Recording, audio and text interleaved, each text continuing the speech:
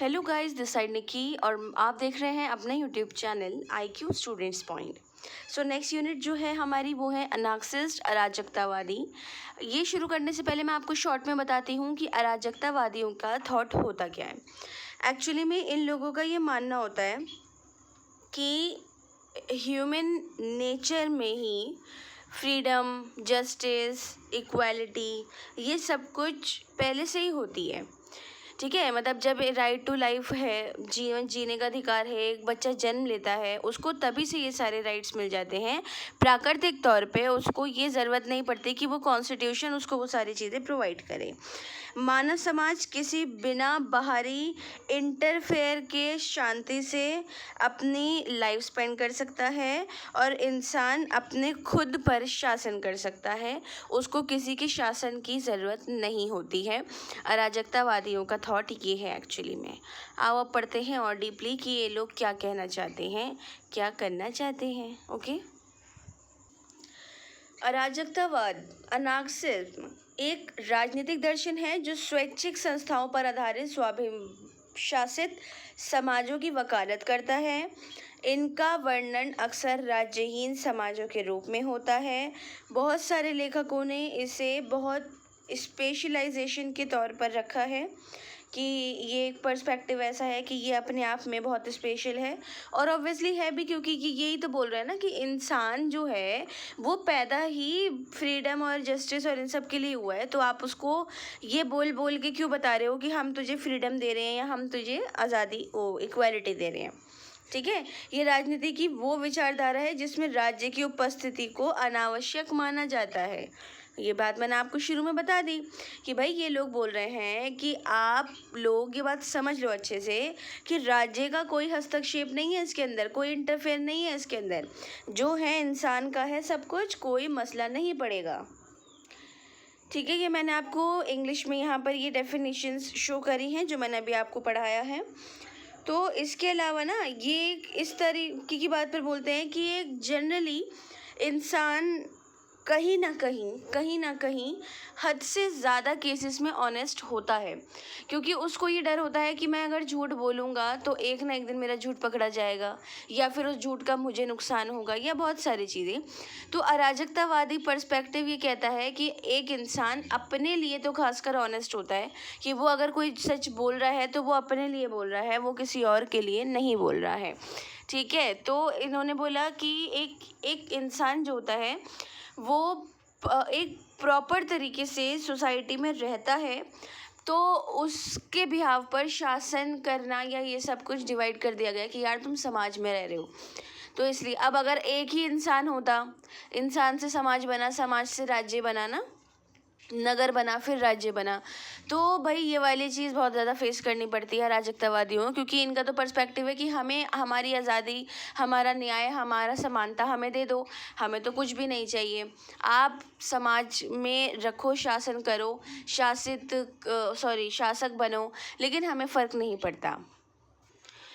Introduction में the idea that advocate a society completely free from the control of the state is called anarchism. मतलब state से बिल्कुल निजात पा चुकी है, उसके कंट्रोल में जो सोसाइटी नहीं होती है वो अराजकतावादी लोग कहलाते हैं। ये लोग कहते हैं भाई साहब my rule my life my rule, सब कुछ मैं खुद करूँगा करूँगी, कोई इसमें इंटरफेयर नहीं कर सकता। मेरी ज़िंदगी है, मुझे ऊपर वाले ने दी है, तुम्हारी मर्ज़ी से नहीं दी है, तो इसलिए मैं अपनी लाइफ को अपनी मर्जी से स्पेंड करेंगा। ठीक है, this concept reject any kind of governmental, business, industrial, commercial, religious, educational और फैमिली कंट्रोल। ये भाई एजुकेशनल कंट्रोल, आप डॉक्टर हो, आप वहाँ पर रहोगे, आपको कोट पहन के रहना ही रहना है, इतनी क्लासेस अटेंड करनी ही करनी है, सब कुछ करना है। ये कह रहे हैं एजुकेशनल जो ये कंट्रोल तुम कर रहे हो ना मुझ पर, ये मुझ पर ना करो, मुझ पर नहीं चलेगा। ठीक है, बिजनेस के अंदर कोई control, family control, industrial control या फिर कोई औपचारिक कमर्शियल है या गवर्नमेंट का, ये कोई भी कंट्रोल पसंद नहीं करते हैं। कहते हैं again my life my rule, मुझे फ़र्क नहीं पड़ता, मैं तो अपनी लाइफ ऐसे ही गुजारूंगी।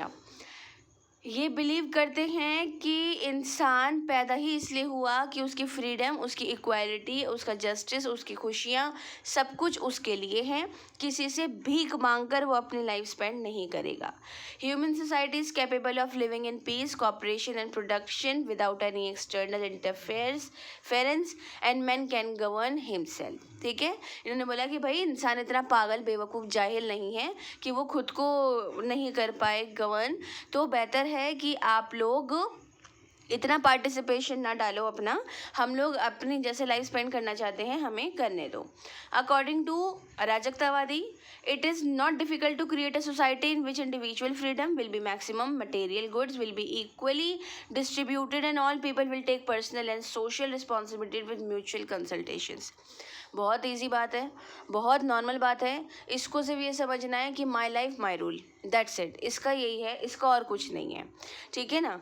हिस्ट्री ऑफ अराजकतावादी think goes back to the ancient Greek philosophers, Stoic thinkers, especially Zeno are famous for this. भाई जेनो का नाम आता है इसमें। जेनो सबसे पहले अराजकतावादी थे जिन्होंने ये पर्सपेक्टिव रखा था। ये अपने घर वालों की भी नहीं सुनते थे, बदतमीज़ बच्चे थे पर जब ये नहीं सुनते थे तो फिर इन्होंने एक अराजकतावादी पर्सपेक्टिव, मतलब मजाक कर रही हूँ, सुनते थे। लेकिन इनका मानना ये था कि एक वक्त ऐसा आता है कि हमारी फैमिली नहीं रहती है हमारे साथ, तब भी तो हम अपनी मर्जी चलाते हैं ना, रिस्पॉन्सिबिलिटीज़ हमारी अपनी होती हैं ना। तो तब के लिए हम अपने आप को तभी से प्रिपेयर करें, किसी को अपनी लाइफ में इंटरफेयर ना करने दें, जो दिल में आए वो करने जाओ। मतलब अच्छा, जेरो ने कुछ गलत करने के लिए नहीं बोला है लाइफ में, ठीक है ना। तो जी इसके अलावा वैसे तो ये पहले ही कहलाते हैं, बट जो पहले फ़िलोसफ़र हैं वो फ्रेंच के थे, जोसेफ। उन्होंने 19th सेंचुरी में इस पर्सपेक्टिव को आगे बढ़ाया था। जेनो जो है बहुत पुराना फ़िलोसफ़र है, सुकरात वगैरह के टाइम का, अरस्तु, प्लेटो का। इन्होंने इस पर्सपेक्टिव को निकाला था, लेकिन 19th सेंचुरी में जोसेफ ने निकाल कर ना इसको बहुत फेमस कर दिया, बहुत ही ज़्यादा फेमस।